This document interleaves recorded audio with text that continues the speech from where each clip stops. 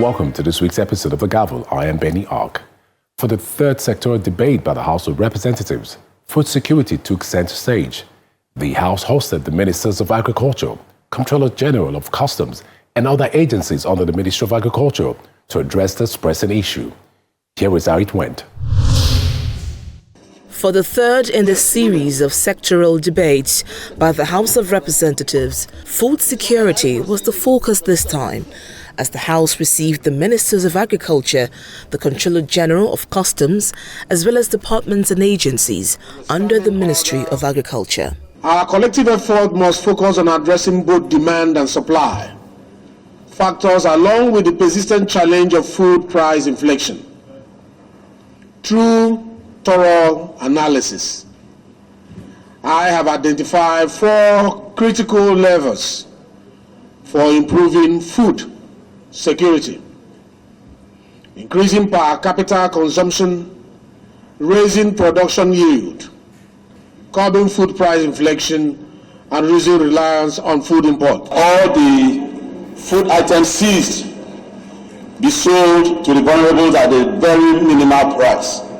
And you've told us you've started in Lagos. You have all your zonal directors or DGs. You have in Kano, you have in Kaduna, you have in Akwa Ibom, all the states. You've seized all these food items. What stops you from giving directives simultaneously that they be sold? Why wait for Lagos to finish before you come to Akwa Ibom, before you go to Abia State, before you go to Kaduna? With scarcity of food being experienced across the country, the minister outlined some of the government's efforts to improve the situation. Last year in November, we launched the dry season farming. The phase 1 was to plant wheat, and we have done that. We have planted 117,000 hectares. Jigawa being the number 1 with 40,000, but I'm glad to announce that beyond the 40,000, they have done 55,000 hectares of wheat. As we all know, sometimes we see farmers only farming activities in 4 months, and they'll stay idle for 8 months. But today, we've been working together with the Federal Ministry of Water Resources to take opportunity of the abundant irrigation facilities and the irrigable lands to do all year-round farming, and government is supporting. While the Minister of Agriculture attributed the scarcity of food to the menace of smuggling, the Comptroller General of Customs spoke on recent success in curtailing illegal smuggling of food out of the country. In terms of the food that are destined for exports that were arrested at the border stations, the President has directed that instead of seizing those items, we should find a way of getting those items back into the local markets, so that it will also have some kind of exert some kind of pressure on the price to help to drive down their prices. We will be starting that off in the next few days, and we are going to be doing that in the areas where the seizures are made. Other matters of urgent national importance were raised during Wednesday's plenary session. Concerned about this incident wild animals attacks and mauling to death of zookeepers and attendants in our zoological garden and parks across the country. The killing of a zookeeper by a lion at Agodi Garden, Ibadan. A zoo attendant was mauled to death by a lion at Kaduna Ganji Park. And there was another incident of zoological garden in Jos, where a lion pounced on a keeper and mauled him to death. Concerned about the recurrent incident along Zaria-Kano Expressway, particularly in Teshayari town in Magarb local government, have consumed more than 50 lives within the span of just 2 months, from January to date. The Green Chamber is scanty as lawmakers converge for the final plenary session of the week. As the world celebrates International Women's Day, the House considered a motion calling for the revisitation of the gender bills that failed in the Night Assembly. The House resolved that to commemorate with Nigerian women and women all over the world and revisit all the gender-based legislations of the 9th Assembly on women participation in politics and other sectorial matters. In the meantime, the House has reached a resolution to investigate suspicious practices of ministries, departments and agencies, as well as parastatals in the execution of capital projects in the Appropriation Act. Right Honourable Speaker, we resolve as follows. Mandate the Committee on Financial Crimes and Intergovernmental Affairs to investigate the procurement of capital projects by all federal government ministries, department agencies, parastatals and institutions to recover the withheld sum from the execution and report back within 4 weeks. Outside the chamber, the House of Representatives Committee on Financial Crimes has resolved to issue warrants of arrest against executives of cryptocurrency platform Binance for failing to appear before it for an investigation. Chairman of the committee, Ginger Onwusibe, stated that the warrant of arrest is to compel that the executives appear before the lawmakers to answer on allegations of sponsoring of terrorism and financial crimes. The situation. A lawyer who appeared before the committee on behalf of Binance and presented a written address stating that the board of the company is scared of coming to Nigeria for fear of further arrest by the government was rejected by the lawmakers. 2 Binance executives were arrested in Nigeria last week, and the government is demanding almost $10 billion in compensation from the cryptocurrency firm on allegations of manipulation of foreign exchange rates, which has negatively affected the value of the naira. This committee has resolved to recommend that the House of Reps to invoke its powers, its constitutional powers, by issuing a subpoena and also issuing a warrant for Binance executives to be arrested and brought to this committee to answer these questions. Questions relating to financing of terrorism, money laundering, and other financial crimes, as stated in the petition, including evasion of tax. During the initial legislative session of the week, the upper chamber encountered a full blackout, forcing lawmakers to temporarily vacate the premises. This is what happened. It was total blackout in the upper chamber on the first legislative day of the week. This unusual situation compelled lawmakers to temporarily stay away from the chamber. After nearly half an hour, the President of the Senate, Senator Godswill Akpabio, arrived at the chamber, apologizing for the delay in commencement. They've assured us that before 1 o'clock, the lights will be okay. If it gets too hot, then we may have to adjourn for a while to allow them to conclude.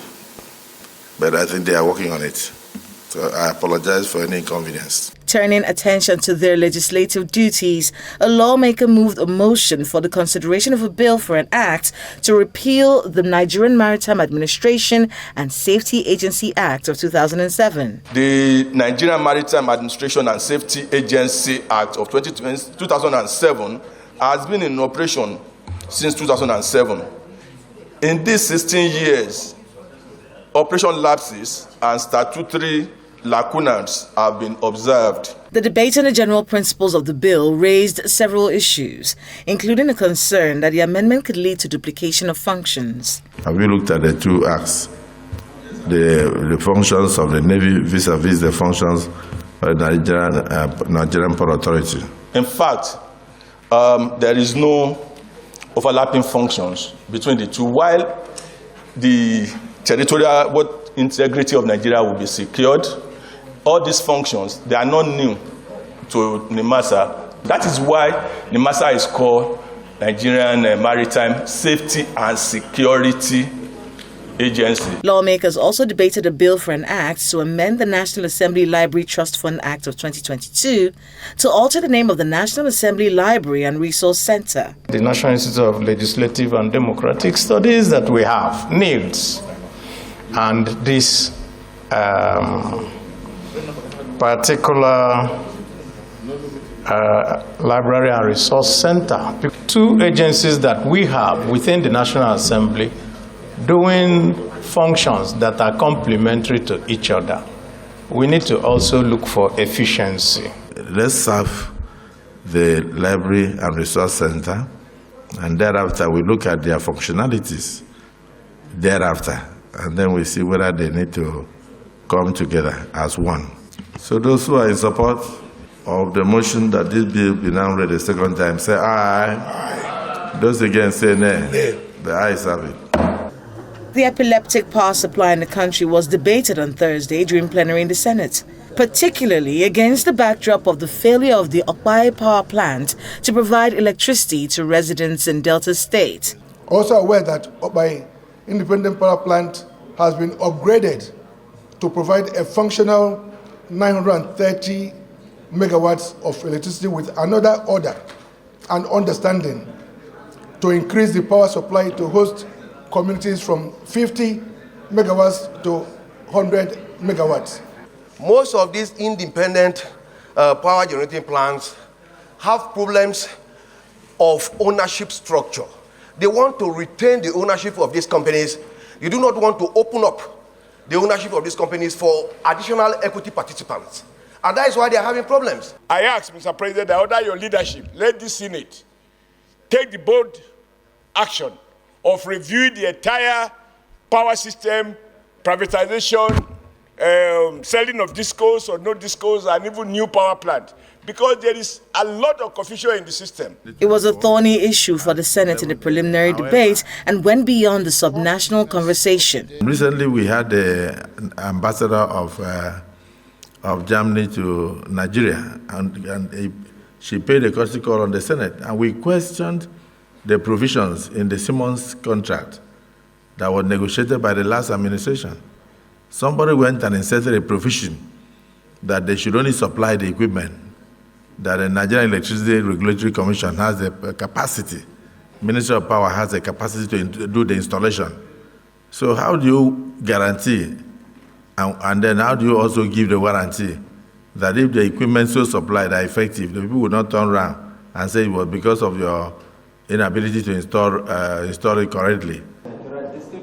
Meanwhile, outside the chamber, the Minister of Finance, Mr. Wale Edun, appeared before the Senate Committee on Finance, chaired by Senator Sani Musa, where he disclosed that the free printing of Naira notes for 8 years under the previous administration went into the hands of a privileged few without corresponding productivity, resulting in the nation's current economic situation. Elaborating on measures to revamp the economy, the Finance Minister vowed to thoroughly audit the 22.7 trillion naira and mop up the monies from the market and use it to pay the central bank to give the government a balanced book. We talked about inflation, and you have helped to solve that. But where has it come from? It's come from 8 years of just printing money. And the issue is that that money was not matched by productivity. It's not like when you earn dollars and you print naira alongside it, although there's even a better way than that. But that's still not as bad. It's not as if the money is matched by productivity, increase in output. It is not. And what happened was that for 8 years, the weak were left to their own devices. It is the privileged few that took everything. That's the reality. So that money supply must be sought back out to balance the economy. It's not just lifting of subsidy here or margin of rates there, no.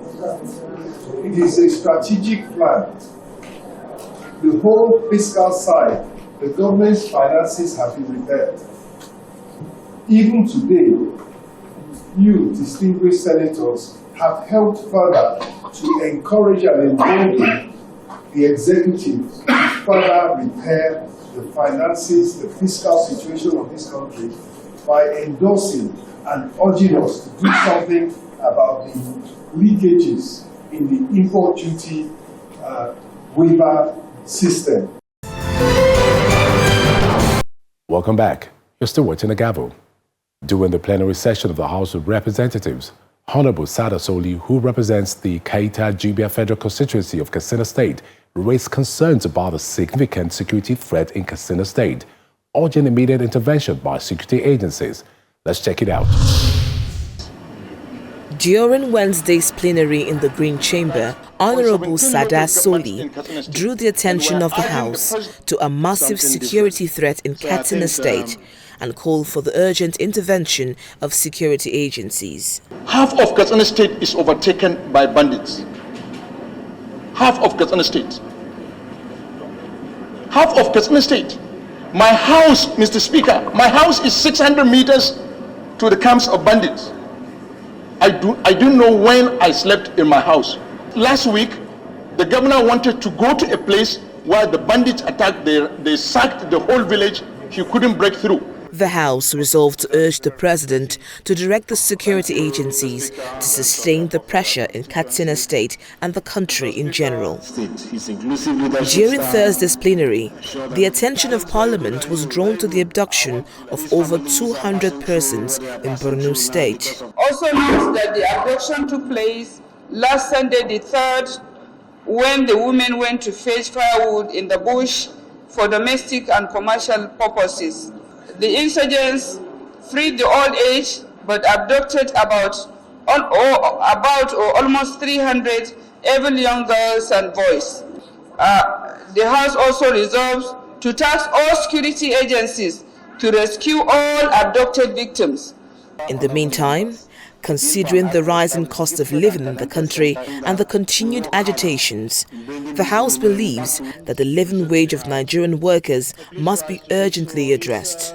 Further aware that the minimum wage in Nigeria was increased by the president recently, but the purchasing power is low owing to the continued rise in the cost of living in the country and the fall of the naira.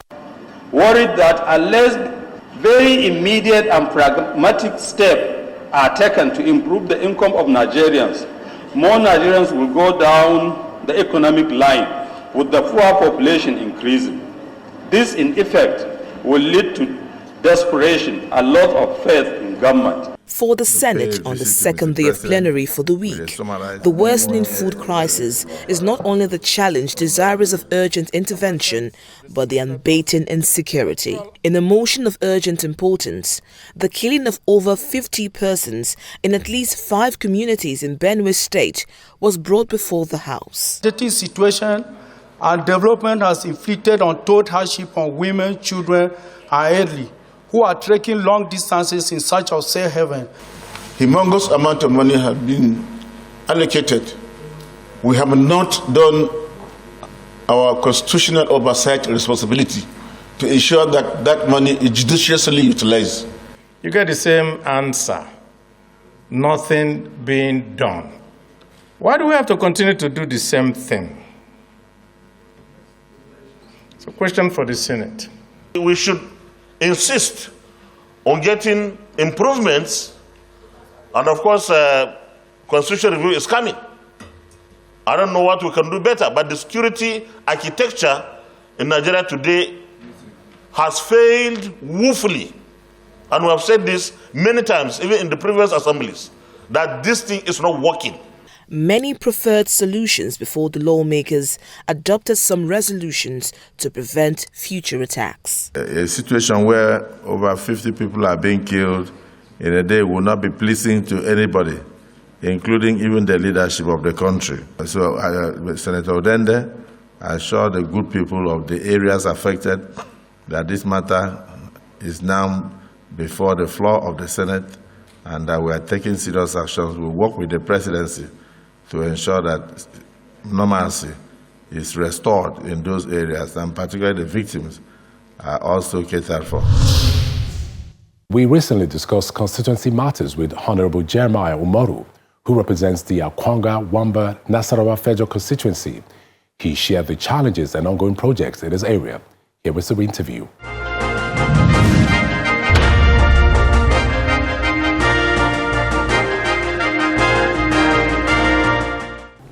Based on our agenda for the people of Akwanga, Wamba, Nasarawa, we're able to achieve a milestone so far.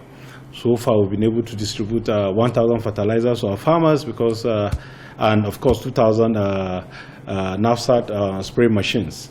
The idea is to give to our farmers because most of our people are into agriculture, so it's just to support them in their farming activities. And of course, after that, we had training of youth.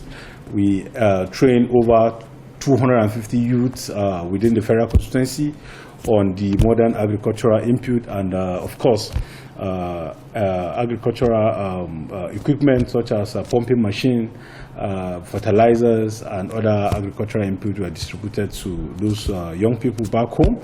And along the line, we distributed transformers, 6 transformers, 2 in each of the local government. And I am bold to say that we have connected most of these communities to the national grid, and they have electricity. We have distributed solar street lights to communities across the federal constituency. We have also distributed vehicles. You know, most of the people that supported us, by the grace of God, we got opportunity, and we distributed cars over almost 30 cars to the young people to say thank you to them, and also to help them in their businesses. There are some of them, their businesses require vehicle mobility to help them, to assist them so that they can be able to stand on their own. We have done motion at the floor, push motion at the floor for the repairs and fixing of the bridge, the Colaus bridge in Akwanga that linked to Plateau State. And I'm bold to say that that bridge immediately we moved the motion and was approved by the House. Immediately the Federal Minister of Works moved into action, and it was done. And aside the bridge, the road linking Wamba and Bokos in Plateau State, after moving the motion, it was a joint motion that was done by myself, Honorable Lalu and Honorable Leko. Immediately, the contractor moved to site, and I'm bold to say that the work is going on, and the contractor is on site. And aside that, we have also moved other motions and bills, you know, that have direct impact on our people. One of the bills, after, yes, in all, we have moved 10 bills. We have presented 10 bills for first reading. One of the bill, skills, second reading, the one for the establishment of Agricultural Energy Technical Institute in Nasarawa, Egon. The whole idea is to give our farmers who are into big-time farming a platform to expand in their businesses. And of course, we know about the renewable energy. So the idea is to be able to have an institute that will be able to, you know, provide technical support for that aspect. We also engage in scholarship for our young ones who are in the universities, in the higher institutions. We so far we've given up to 150 of our young people scholarship of 50,000. Yes, it's small, but for me, I feel it's a way of supporting them. Some of these students do not have anybody to help them, so we decided to give them this support to help them in their school and their studies. So far, about 150 of our young people got 50,000 naira each from us as intervention and scholarship. Of course, we had our young ones who were called to the Nigerian Law School, that went to the Nigerian Law School. Also, we supported them in the law school. Each of them we gave 100,000 just to cushion and to reduce the impact and the effect of the fees in the law school. And that we're still doing. We are compiling for the second batch of the people that will benefit from the constituency. We have also engaged in free JAM registration. We felt there are a lot of these are young people back home that don't have anybody to, you know, support them in the JAM registration. So we don't choose in the 35 electoral wards that we have. Each of the ward, we said, go and get 10 people who are indigent students. And we set up a committee. Committee went down to various communities, and the communities themselves identified people and young people that actually deserve this scholarship. They got it. They were fully registered, and they are preparing for the JAM. We didn't just register them. Even the coaching We are putting them through so that they will get acquainted with how to go about the examination and the rest.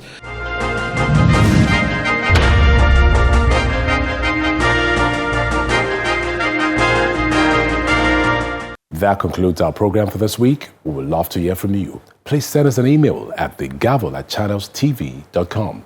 Thanks for watching. I am Benny Ark. Be well.